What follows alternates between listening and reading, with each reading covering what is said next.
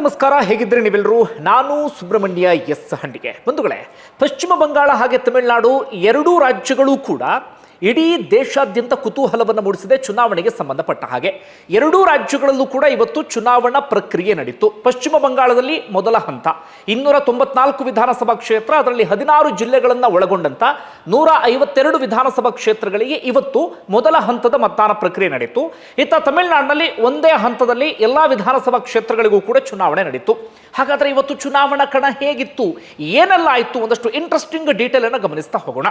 ಮೊದಲಿಗೆ ಪಶ್ಚಿಮ ಬಂಗಾಳದ ವಿಚಾರಕ್ಕೆ ಬಂದರೆ ನಮಗೆ ಸಹಜವಾಗಿ ಕುತೂಹಲ ಇತ್ತು. ಪಶ್ಚಿಮ ಬಂಗಾಳದಲ್ಲಿ ಚುನಾವಣೆಯ ದಿನ ಏನಾಗಬಹುದು ಅಂತೇಳಿ. ಯಾಕಂದ್ರೆ ಅಲ್ಲಿ ಕಳೆದ ಬಾರಿಯ ಚುನಾವಣೆಯ ಸಂದರ್ಭದಲ್ಲೂ ಕೂಡ ಬಿಸಿ ಬಿಸಿಯಾದಂಥ ವಾತಾವರಣ ಇತ್ತು. ಒಂದು ಕಡೆಯಿಂದ ಮಮತಾ ಬ್ಯಾನರ್ಜಿ ನೇತೃತ್ವದ ಟಿಎಂಸಿ, ಮತ್ತೊಂದು ಕಡೆಯಿಂದ ಬಿಜೆಪಿ, ಇವು ನಡುವೆ ತೀವ್ರ ಪೈಪೋಟಿ ಕಂಡು ಬರ್ತಾ ಇದೆ. ನಿರಂತರವಾಗಿ ಅಧಿಕಾರವನ್ನು ನಡೆಸ್ತಿರುವಂಥ ಟಿಎಂಸಿಯಿಂದ ಅಧಿಕಾರವನ್ನು ಕಿತ್ಕೊಳ್ಳೇಬೇಕು ಅಂತ ಹೇಳಿ ಬಿಜೆಪಿ ಪ್ರಯತ್ನವನ್ನು ಪಡ್ತಾ ಇದೆ. ಅದರಲ್ಲೂ ಕೂಡ ಈ ಬಾರಿ ಚುನಾವಣೆ ಘೋಷಣೆ ಆದ ನಂತರ ಸಾಕಷ್ಟು ಹೈಡ್ರಾಮಾಗಳು ಪಶ್ಚಿಮ ಬಂಗಾಳದಲ್ಲಿ ನಡೆದು ಹೋಗ್ಬಿಟ್ಟಿದ್ದಾವೆ. ಅದರಲ್ಲೂ ಕೂಡ SIR ಪ್ರಕ್ರಿಯೆಯ ನಂತರ ಮತದಾರ ಪಟ್ಟಿ ಪರಿಷ್ಕರಣೆಯ ನಂತರ 91 ಲಕ್ಷ ವೋಟರ್ಸ್ ಅನ್ನ ಕೈಬಿಡಲಾಗಿತ್ತು. ಅದು ಕೂಡ ರಾಜಕೀಯ ವಿಚಾರವಾಗಿ ಮಾರ್ಪಟ್ಟಿತ್ತು. ಹಳೆಯ ವಿಚಾರ ನಿಮ್ಮೆಲ್ಲರಿಗೂ ಕೂಡ ಗೊತ್ತೇ ಇದೆ. ಅದರ ನಡುವೆ ಇವತ್ತೇನಾಯಿತು ಅಂತ ನಾವು ನೋಡ್ತಾ ಹೋಗೋದಾದ್ರೆ, ಇವತ್ತೂ ಕೂಡ ಒಂದಷ್ಟು ಕಡೆಗಳಲ್ಲಿ ಹಿಂಸಾಚಾರ ನಡೀತು, ಮಾರಾಮಾರಿಯೂ ಕೂಡ ನಡೀತು. ಆ ವಿಚಾರಕ್ಕೆ ಬರ್ತೀನಿ. ಅದರಿಗಿನ ಮುಂಚೆ ಇನ್ನೊಂದು ವಿಚಾರವನ್ನು ಇಲ್ಲಿ ಪ್ರಸ್ತಾಪ ಮಾಡಬೇಕು. ಈಗ ಸಿಕ್ಕಿರುವಂತಹ ಮಾಹಿತಿಯ ಪ್ರಕಾರ ದಾಖಲೆಯ ಪ್ರಮಾಣದ ಮತದಾನ ಆಗಿದೆ. ದಾಖಲೆ ರೆಕಾರ್ಡ್ ಬ್ರೇಕ್ ಆಗಿಬಿಟ್ಟಿದೆ. ಎಷ್ಟು? 91.64%. 7 ಗಂಟೆಯ ಹೊತ್ತಿಗೆ ಸಿಕ್ಕಿರುವಂತಹ ಅಂಕಿಅಂಶ. ಕಳೆದ ಬಾರಿ ಈ ಹಂತಕ್ಕಾಗಿರ್ಲಿಲ್ಲ. ಕಳೆದ ಬಾರಿ 82% ಆಗಿತ್ತು. ಆದರೆ ಈ ಬಾರಿ ಎಷ್ಟು? 91.64%. ಇದು ಈಗ ಚುನಾವಣಾ ಚರ್ಚೆಯ ವಿಚಾರ ಆಗಿದೆ.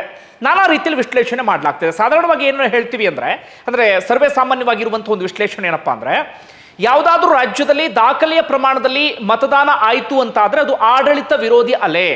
ಅಲ್ಲಿ ಈಗ ಇರುವಂತ ಸರ್ಕಾರ ಬದಲಾಗಬಿಡುತ್ತೆ ಎನ್ನುವ ರೀತಿಯಲ್ಲಿ ವಿಶ್ಲೇಷಣೆ ನಡೆಯುತ್ತೆ ಸರ್ವೇ ಸಾಮಾನ್ಯವಾಗಿ. ಆದರೆ ಈಗಲೇ ನಾವು ಹೇಳಕ್ಕಾಗಲ್ಲ. ಆ ಕಾರಣಕ್ಕಾಗಿ ಮತದಾರರು ಈ ಪ್ರಮಾಣಕ್ಕೆ ಬಂದು ವೋಟ್ ಮಾಡಿದ್ರೆ ಏನು ಕತೆ ಗೊತ್ತಾಗ್ತಾ ಇಲ್ಲ. ಒಂದು ನಡೀತಿರುವಂತ ಇನ್ನೊಂದು ವಿಶ್ಲೇಷಣೆ ಅಪ್ಪ ಅಂದ್ರೆ SIR ಪ್ರಕ್ರಿಯೆ ಎಲ್ಲವೂ ಕೂಡ ನಡೀತಲ್ಲ. ಅದಾದ ಬಳಿಕ ಜನರಲ್ಲಿ ಸ್ವಲ್ಪ ಜಾಗೃತಿ ಮೂಡೋದಿಕ್ಕೆ ಶುರುವಾಗಿದೆ. ಹೀಗಾಗಿ ಮುಂದಿನ ದಿನಗಳಲ್ಲಿ ನಮ್ಮ ವೋಟರ್ ಲಿಸ್ಟಿಂದ ನಮ್ಮ ಹೆಸರು ಡಿಲೀಟ್ ಆಗಬಾರ್ದು ಎನ್ನುವ ಕಾರಣಕ್ಕಾಗಿ ಈ ಬಾರಿ ಬಂದು ವೋಟ್ ಮಾಡಿದ್ದಾರೆ ಎನ್ನುವ ರೀತಿಯಲ್ಲಿ ಚರ್ಚೆ ಆಗ್ತಿದೆ. ಇನ್ನು ಮಮತಾ ಬ್ಯಾನರ್ಜಿಯ TMC ಪಕ್ಷದವರು ಹೇಳ್ತಾ ಇರೋದು, ಇಲ್ಲ, ನಾವು ಪ್ರತಿಯೊಬ್ಬರನ್ನು ಕೂಡ ಮತಗಟ್ಟೆವರೆಗೆ ಕರ್ಕೊಂಡು ಬಂದು ವೋಟ್ ಹಾಕಿಸುವಲ್ಲಿ ಯಶಸ್ವಿಯಾಗಿದ್ದೇವೆ, ಇದು ನಮಗೆ ಪ್ಲಸ್ ಆಗುತ್ತೆ ಎನ್ನುವ ರೀತಿಯಲ್ಲಿ ಅವರು ಹೇಳ್ತಿದ್ದಾರೆ. ಇನ್ನು ಬಿಜೆಪಿಯವರ ನಿಲುವು ಹೇಗಿದೆ ಅಂದ್ರೆ, ಸರ್ವೇ ಸಾಮಾನ್ಯವಾಗಿ ಕೇಳಿ ಬರುವಂತಹ ವಿಶ್ಲೇಷಣೆ ಪ್ರಕಾರವಾಗಿ ಅವರು ಹೇಳ್ತಿದ್ದಾರೆ, ಇಲ್ಲ, ಇದು ಆಡಳಿತ ವಿರೋಧಿ ಅಲೆ, TMC ಸಾಕಾಗಿ ಹೋಗಿದೆ, ಈ ಬಾರಿ ಈ ಕಾರಣಕ್ಕಾಗಿ ಬಿಜೆಪಿಗೆ ಜನ ಮುಗಿಬಿದ್ದು ಬಂದು ವೋಟ್ ಹಾಕಿದ್ದಾರೆ ಎನ್ನುವ ರೀತಿಯಲ್ಲಿ ಅವರು ವಿಶ್ಲೇಷಣೆ ಮಾಡ್ತಾ ಇದ್ದಾರೆ. ಕಾದು ನೋಡೋಣ. ಚುನಾವಣಾ ಫಲಿತಾಂಶ ಬರುವವರೆಗೆ ನಾವು ವೇಟ್ ಮಾಡಬೇಕು, ಇದು ಏನನ್ನ ಸೂಚಿಸುತ್ತೆ ಎನ್ನುವಂಥ ರೀತಿಯಲ್ಲಿ. ಒಟ್ಟಾರೆಯಾಗಿ ದಾಖಲೆಯ ಪ್ರಮಾಣದ ಮತದಾನ ಅನ್ನೋದರಲ್ಲಿ ಯಾವುದೇ ಅನುಮಾನವೂ ಕೂಡ ಇಲ್ಲ. ಈಗ ಹಿಂಸಾಚಾರದ ವಿಚಾರಕ್ಕೆ ಬರೋಣ. ಪ್ರತಿ ಚುನಾವಣೆಯ ಸಂದರ್ಭದಲ್ಲೂ ಕೂಡ ಪಶ್ಚಿಮ ಬಂಗಾಳದಲ್ಲಿ ಒಂದಷ್ಟು ಹಿಂಸಾಚಾರ ನಡೆಯುತ್ತೆ. ಅಲ್ಲಿ TMC ಕಾರ್ಯಕರ್ತರು ತುಂಬಾ ಅಗ್ರೆಸಿವ್ ಆಗಿ ಮುನ್ನುಗ್ತಾರೆ. ಆ ಕಡೆಯಿಂದ ಬಿಜೆಪಿಯವರು ಕೂಡ ಅದೇ ರೀತಿಯಾಗಿ ಮುನ್ನುಗ್ಗುವಂತ ಪ್ರಯತ್ನವನ್ನು ಪಡ್ತಾರೆ. ಆ ಕಾರಣಕ್ಕಾಗಿ ಘರ್ಷಣೆ, ಜಟಾಪಟಿ, ಮಾರಾಮಾರಿ ಯಾವಾಗಲೂ ಕೂಡ ನಡೀತಾನೆ ಇರುತ್ತೆ. ಒಮ್ಮೊಮ್ಮೆ ಒಂದಷ್ಟು ಪ್ರಶ್ನೆಗಳು ಸಹಜವಾಗಿ ಕಾಡುತ್ತಲ್ಲಿ. ಅಂದ್ರೆ ಏನು ಕಾನೂನು ಸುವ್ಯವಸ್ಥೆ ಎಲ್ಲಿಗೆ ಬಂದು ನಿಂತಿದೆ ಆ ರಾಜ್ಯದಲ್ಲಿ ಎನ್ನುವಂಥ ರೀತಿಯಲ್ಲಿ. ಒಮ್ಮೊಮ್ಮೆ TMCಯ ಮಮತಾ ಬ್ಯಾನರ್ಜಿ ಕೂಡ ಇಂತಹ ಬೆಳವಣಿಗೆ ಕರೆ ಕೊಟ್ಟಂತ ಉದಾಹರಣೆಯೂ ಕೂಡ ಇದೆ.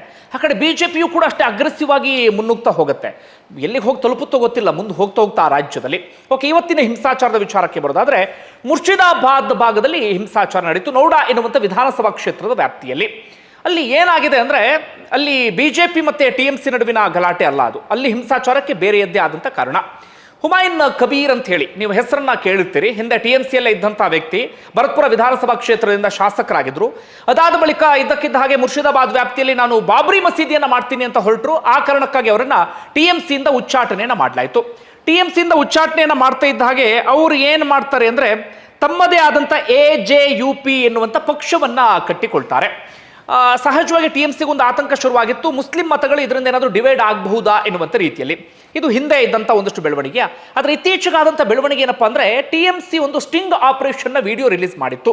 ಅದರಲ್ಲಿ ಹುಮಾಯೂನ್ ಕಬೀರ್ ಮಾತನಾಡ್ತಾ ಹೋಗ್ತಾರೆ. ಆ ವಿಡಿಯೋದಲ್ಲಿ ಹುಮಾಯೂನ್ ಕಬೀರ್ ಸ್ಪಷ್ಟವಾಗಿ ಕಾಣಿಸ್ತಾನೂ ಕೂಡ ಇದ್ರು. ಅವ್ರು ಹೇಳ್ತಾ ಹೋಗ್ತಾರೆ, BJP ನನಗೆ ಡೀಲ್ ಕೊಟ್ಟಿದೆ, 1,000 ಕೋಟಿಯ ಡೀಲ್ ಆಗಿದೆ, ಅಡ್ವಾನ್ಸ್ ಆಗಿ ಇಂತಿಷ್ಟು ಕೋಟಿಯನ್ನು ತೆಗೆದುಕೊಂಡಿದ್ದೇನೆ, ನಾನು ಅವರಿಗೆ ಮಾತನ್ನ ಕೊಟ್ಟಿದ್ದೇನೆ, ನಾನು ಏನಂತ, TMCಯನ್ನು ಸೋಲಿಸ್ತೇನೆ, ಮುಸ್ಲಿಂ ಮತಗಳನ್ನು ಡಿವೈಡ್ ಮಾಡ್ತೇನೆ ಎನ್ನುವಂಥ ರೀತಿಯಲ್ಲಿ ಈ ರೀತಿಯಾಗಿ ಒಂದಷ್ಟು ಮಾತನಾಡಿದ ಸ್ಟಿಂಗ್ ಆಪರೇಷನ್ ವಿಡಿಯೋ ವೈರಲ್ ಆಗಿತ್ತು. ಅದಾದ ಬಳಿಕ ಹುಮಾಯೂನ್ ಕಬೀರ್ ಹಾಗೆ TMC ನಡುವೆ ಆ ಶತ್ರುತ್ವ ವೈರತ್ವ ವಿಪರೀತ ಅಂದ್ರೆ ವಿಪರೀತ ಎನ್ನುವ ಹಂತಕ್ಕೆ ಹೋಗಿತ್ತಾ. ಇದ್ರ ನಡುವೆ ನಿನ್ನೆ ರಾತ್ರಿ ಏನಾಗುತ್ತೆ ಅಂದ್ರೆ ಅಲ್ಲಿ ಕಚ್ಚಾ ಬಾಂಬ್ ಒಂದು ಸ್ಫೋಟ ಆಗುತ್ತೆ. ಯಾರೋ ಕಿಡಿಗೇಡಿಗಳು ಕಚ್ಚಾ ಬಾಂಬನ್ನು ಕೂಡ ಹಾಕಿಬಿಟ್ಟಿದ್ದಾರೆ. ಓರ್ವ ಮಹಿಳೆ ಗಾಯ ಕೂಡ ಆಗಿತ್ತು. ಆ ಕಾರಣಕ್ಕಾಗಿ ಇವತ್ತೊಲ್ಲಿಗೆ ಹುಮಾಯೂನ್ ಕಬೀರ್ ಸ್ವತಃ ಬರ್ತಾರ ವಿಧಾನಸಭಾ ಕ್ಷೇತ್ರದ ವ್ಯಾಪ್ತಿಗೆ. ಆಗ TMC ಮತ್ತೆ ಹುಮಾಯೂನ್ ಕಬೀರ್ ಬೆಂಬಲಿಗರ ನಡುವೆ ಜೋರಾದಂಥ ಘರ್ಷಣೆ ಜಟಾಪಟಿ ಎಲ್ಲವೂ ಕೂಡ ನಡೆದ್ಬಿಡುತ್ತೆ. ಪರಸ್ಪರ ಹೊಡೆದಾಡ್ಕೊಂಡು ಬಿಡ್ತಾರೆ. ಘರ್ಷಣೆ ತೀವ್ರ ಸ್ವರೂಪಕ್ಕೆ ಪಡೆದ್ಬಿಡುತ್ತೆ. ಅಲ್ಲಿ ಪೊಲೀಸರು ಇದ್ರೂ ಕೂಡ ಯಾರು ಕೇರ್ ಮಾಡೋದಿಲ್ಲ, ಕಲ್ಲು ತೂರಾಟವನ್ನ ಮಾಡ್ಕೊಳ್ತಾರೆ. ಇಂಥದ್ದೆಲ್ಲವೂ ಕೂಡ ಆಗುತ್ತೆ. ಕೊನೆಯದಾಗಿ ಪೊಲೀಸರು ಪರಿಸ್ಥಿತಿಯನ್ನು ಕಂಟ್ರೋಲ್ಗೆ ತೆಗೆದುಕೊಳ್ಳುವಲ್ಲಿ ಯಶಸ್ವಿ ಆಗ್ತಾರೆ. ಆದರೆ ಮತದಾನ ಪ್ರಕ್ರಿಯೆಗೆ ಯಾವುದೇ ರೀತಿಯಲ್ಲೂ ಕೂಡ ಸಮಸ್ಯೆ ಆಗಲಿಲ್ಲ. ಆ ಮುರ್ಷಿದಾಬಾದ್ ವ್ಯಾಪ್ತಿಯಲ್ಲಿ ದಾಖಲೆಯ ಪ್ರಮಾಣದಲ್ಲಿ ಮತದಾನ ಆಗಿದೆ. ಅದು ಏನನ್ನು ಸೂಚಿಸುತ್ತೋ ಗೊತ್ತಿಲ್ಲ. ಮುಸ್ಲಿಂ ಮತಗಳು ಡಿವೈಡ್ ಆಗಿದೆ ಅನ್ನುವ ರೀತಿಯಲ್ಲೋ ಅಥವಾ ಇನ್ನೇನೋ ಗೊತ್ತಿಲ್ಲ. ಅಲ್ಲೂ ಕೂಡ ದಾಖಲೆಯ ಪ್ರಮಾಣದಲ್ಲಿ ಮತದಾನ ಆಗಿದೆ. ಒಟ್ಟಾರೆಯಾಗಿ ಅಲ್ಲಿ ಹಿಂಸಾಚಾರ ಗಲಾಟೆ ಎಲ್ಲವೂ ಕೂಡ ಆಯಿತು. ಇದು ಮುರ್ಷಿದಾಬಾದ್ಗೆ ಸಂಬಂಧಪಟ್ಟಂತ ವಿಚಾರವ. ಈಗ ಇನ್ನೊಂದು ವಿಧಾನಸಭಾ ಕ್ಷೇತ್ರ ವ್ಯಾಪ್ತಿಯಲ್ಲಿ ಬರ್ತೀನಿ. ಯಾವುದೋ ಒಂದು ರೀತಿಯಲ್ಲಿ ಸಿನಿಮಾ ನೋಡ್ದಂಗೆ ಆಗಿಬಿಡ್ತು. ಅಷ್ಟರ ಮಟ್ಟಿಗಿನ ಬೆಳವಣಿಗೆ ಆಯಿತು. ಕುಮಾರ್ಗಂಜ್ ಎನ್ನುವಂಥ ಒಂದು ವಿಧಾನಸಭಾ ಕ್ಷೇತ್ರ. ಅಲ್ಲಿ ಹಾಲಿ TMCಯ ಶಾಸಕರಿದ್ದಾರೆ. ಅಲ್ಲಿ ಏನು ಅಂದರೆ BJPಯ ಅಭ್ಯರ್ಥಿಯೊಬ್ಬರು ಇದರ ಹತ್ರ ಬರ್ತಾರೆ, ಮತದಾನ ಪ್ರಕ್ರಿಯೆ ನಡೆಯುವಂಥ ಸ್ಥಳಕ್ಕೆ ಬರ್ತಾರೆ, ಮತಗಟ್ಟೆ ಸಮೀಪಕ್ಕೆ. ಅವರ ಆರೋಪ ಏನಪ್ಪ ಅಂದರೆ ಈ ಕಂಪ್ಲೀಟ್ ಆ ಮತಗಟ್ಟೆಯನ್ನೇ TMC ಅವರು ಒಂದು ರೀತಿಯಲ್ಲಿ ಕಬ್ಜಾ ಮಾಡ್ಕೊಂಡು ಬಿಟ್ಟಿದ್ದಾರೆ ಅಥವಾ ತಮ್ಮ ವಶಕ್ಕೆ ತೆಗೆದುಕೊಂಡಿದ್ದಾರೆ ಅಂತ ಆರೋಪಿಸಿ ಅವರು ಅಲ್ಲಿಗೆ ಬರ್ತಾರೆ. ಅಂದರೆ ಹೆದರಿಸ್ತಾ ಇದ್ದಾರೆ ಜನರಿಗೆ, ತಮಗೆ ಬೇಕಾದವ್ರನ್ನ ಕರ್ಕೊಂಡು ಓಟ್ ಹಾಕ್ಸ್ತಿದ್ದಾರೆ ಎನ್ನುವಂಥ ರೀತಿಯಲ್ಲಿ. ಅವರ ಹೆಸರು ಶುಭೆಂದು ಸರ್ಕಾರ್ ಅಂತೇಳಿ. ಅವರು ಬರ್ತಾ ಇದ್ದ ಹಾಗೆ TMC ಕಾರ್ಯಕರ್ತರು ಅಡ್ಡ ಹಾಕಿ BJP ಅಭ್ಯರ್ಥಿಯನ್ನ ಅಲ್ಲಿ ಪಕ್ಕದಲ್ಲಿ ಹೊಲ ಇರುತ್ತೆ, ಹೊಲ ತುಂಬ ಆಟ ಆಡಿಸಿ ಹೊಡೆದು ಬಿಡ್ತಾರೆ. ಅವ್ರ ಜೊತೆ ಗನ್ ಮ್ಯಾನ್ ಇರ್ತಾರೆ, ಸುತ್ತಮುತ್ತ ಪೊಲೀಸರು ಇರ್ತಾರೆ. TMC ಕಾರ್ಯಕರ್ತರು ತಲೆನೇ ಕೆಡಿಸ್ಕೊಳ್ಳೋದಿಲ್ಲ. ಇವ್ರು ಏನು ಗೂಂಡಾಗಳ ಏನು ಒಂದು ಅರ್ಥ ಆಗಲ್ಲ. ಸೈದ್ಧಾಂತಿಕವಾದಂಥ ವಿರೋಧ ಏನೇ ಇರಬಹುದು ಅಥವಾ ಸೈದ್ಧಾಂತಿಕವಾದಂಥ ಸಂಘರ್ಷ ಏನೇ ಇರಬಹುದು ಅಥವಾ ಪಕ್ಷಗಳ ನಡುವೆ ಏನೇ ಜಟಾಪಟಿ ಇರಬಹುದು, ಹೊಡೆಯುವ ಹಂತಕ್ಕೆ ಹೋಗ್ತಾರೆ ಅಂದರೆ ಏನ್ರಿ ಹೇಳಬೇಕು? ಇವರೆಲ್ಲ ಏನು ಚುನಾವಣೆ ನಡೆಸ್ತಾ ಇದ್ದಾರೆ ಅಥವಾ ಯುದ್ಧ ಮಾಡ್ತಿದ್ದಾರೆ ಒಂದು ಅರ್ಥ ಆಗ್ತಿಲ್ಲ. ಆ BJP ಪಕ್ಷದ ಅಭ್ಯರ್ಥಿಗೆ ಅಟ್ಟ ಆಡಿಸ್ಕೊಂಡು ಹೊಡೆದು ಬಿಡ್ತಾರೆ. ಎಲ್ಲೆಲ್ಲಿ ಓಡೋಗ್ತಾರೆ ಅಲ್ಲಿ ಅವ್ರು ಹಿಂದೆ ಓಡೋಗ್ತಾರೆ, ಹೊಡೆದೇ ಬಿಡ್ತಾರೆ ಅವ್ರಿಗೆ ಸರಿಯಾಗಿ.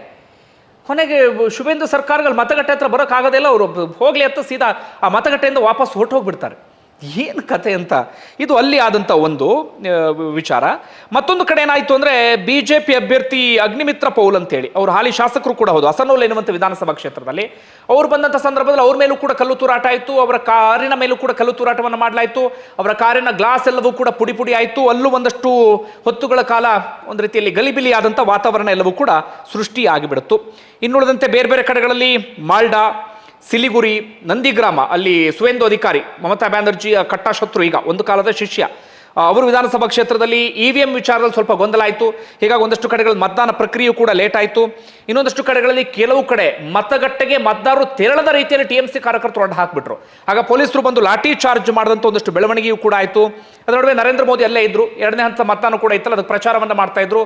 ಅವರು ಇಷ್ಟು ವರ್ಷಗಳಲ್ಲಿ ಇದೇ ಪ್ರಪ್ರಥಮ ಬಾರಿಗೆ ಶಾಂತಿಯುತವಾಗಿ ನಡೀತು, ಹಿಂಸಾಚಾರ ಜಾಸ್ತಿ ಆಗಿಲ್ಲ. ಹೀಗಾಗಿ ನಾನು ಧನ್ಯವಾದವನ್ನು ತಿಳಿಸ್ತೇನೆ ಪಶ್ಚಿಮ ಬಂಗಾಳದ ಜನರಿಗೆ ಹಾಗೆ ಚುನಾವಣಾ ಆಯೋಗಕ್ಕೆ ಎನ್ನುವಂಥ ಮಾತನ್ನ ನರೇಂದ್ರ ಮೋದಿ ಹೇಳಿದ್ರು. ಒಟ್ಟಾರೆಯಾಗಿ ಪಶ್ಚಿಮ ಬಂಗಾಳದಲ್ಲಿ ಹಿಂಸಾಚಾರದ ನಡುವೆಯೂ ಕೂಡ ದಾಖಲೆ ಮಟ್ಟದಲ್ಲಿ ಮತದಾನ ಆಗಿದೆ. ಹೀಗಾಗಿ ಈಗ ಸಹಜವ ಕುತೂಹಲ ಜಾಸ್ತಿ ಆಗ್ತಾ ಇದೆ. ಇಲ್ಲಿವರೆಗೆ ಬಂದಿರುವಂಥ ಸಮೀಕ್ಷೆಗಳೆಲ್ಲವೂ ಕೂಡ TMCಯ ಸ್ಥಾನಗಳು ಕಡಿಮೆ ಆದರೂ ಕೂಡ TMC ಅಧಿಕಾರಕ್ಕೆ ಬರುತ್ತೆ ಅಂತ ಹೇಳಿದ್ದಾವೆ. ಈಗ ನೋಡ್ತಾ ಇದ್ರೆ ಯಾಕೋ ಒಂದಷ್ಟು ಬದಲಾವಣೆ ಆಗಬಹುದಾ, ಏನಾಗುತ್ತೆ ಅನ್ನುವಂಥ ಕುತೂಹಲ ಮೂಡ್ತಾ ಇದೆ. ಈಗಲೇ ಏನನ್ನು ಕೂಡ ಹೇಳೋದಕ್ಕಾಗೋದಿಲ್ಲ. ಇನ್ನು ತಮಿಳುನಾಡು ವಿಚಾರಕ್ಕೆ ಬಂದರೆ ಅಲ್ಲೂ ಕೂಡ ದಾಖಲೆಯ ಪ್ರಮಾಣದಲ್ಲಿ ಮತದಾನ ಆಗಿದೆ. ಅಲ್ಲೂ ಕೂಡ ಪೈಪೋಟಿ ಇದೆ. ಅಲ್ಲಿ DMK ಮತ್ತು ADMK ನಡುವೆ ಹಿಂದಿನಿಂದಲೂ ಕೂಡ ಪೈಪೋಟಿ ಅಂತಿದ್ವಲ್ಲ, ಆದರೆ ಈ ಸರ್ತಿ TVK ವಿಜಯ್ ಎಂಟ್ರಿ ಕೊಟ್ಟಿದ್ದಾರೆ. ಹೀಗಾಗಿ ಕುತೂಹಲ ಇದೆ ಏನಾಗುತ್ತೆ ಅಂತ ಹೇಳಿ. ಆದರೆ ಇಲ್ಲಿವರೆಗಿನ ಸಮೀಕ್ಷೆಗಳೆಲ್ಲವೂ ಕೂಡ ಹೇಳ್ತಾ ಇರೋದು DMK ಅಧಿಕಾರಕ್ಕೆ ಬರುತ್ತೆ ಅಂತ ಹೇಳಿ, ಆದರೆ ಗೊತ್ತಿಲ್ಲ. ಅಲ್ಲೂ ಕೂಡ ದಾಖಲೆಯ ಪ್ರಮಾಣದಲ್ಲಿ ಮತದಾನ ಆಗಿದೆ. ಕಳೆದ ಬಾರಿ 73%, ಈ ಬಾರಿ 84.29. ಇದೇನು ಹೇಳುತ್ತೆ ಎನ್ನುವಂಥ ಕುತೂಹಲ ಆಗ್ತಾ ಇದೆ. ಇನ್ನುಳಿದಂತೆ ಅಲ್ಲಿ ಹಿಂಸಾಚಾರ ಅಂತದ್ದು ಏನೂ ಆಗಲಿಲ್ಲ. ಆದರೆ ಸೇಲಂನಲ್ಲಿ ಒಂದು ಸ್ವಲ್ಪ ಮಟ್ಟಿಗೆ ಗಲಾಟೆ ಆಯಿತು DMK ಹಾಗೆ ADMK ಕಾರ್ಯಕರ್ತರ ನಡುವೆ. ಇನ್ನುಳಿದಂತೆ ಬಹುತೇಕ ಕಡೆಗಳಲ್ಲಿ ಶಾಂತಿಯುತವಾಗಿ ಮತದಾನ ನಡೆಯಿತು. ಇದು ಇವತ್ತಿನ ಚುನಾವಣೆಗೆ ಸಂಬಂಧಪಟ್ಟಂತ ಅಪ್ಡೇಟ್. ಏನಂತೀರಿ? ಕಮೆಂಟ್ ಮಾಡಿ. ಧನ್ಯವಾದ.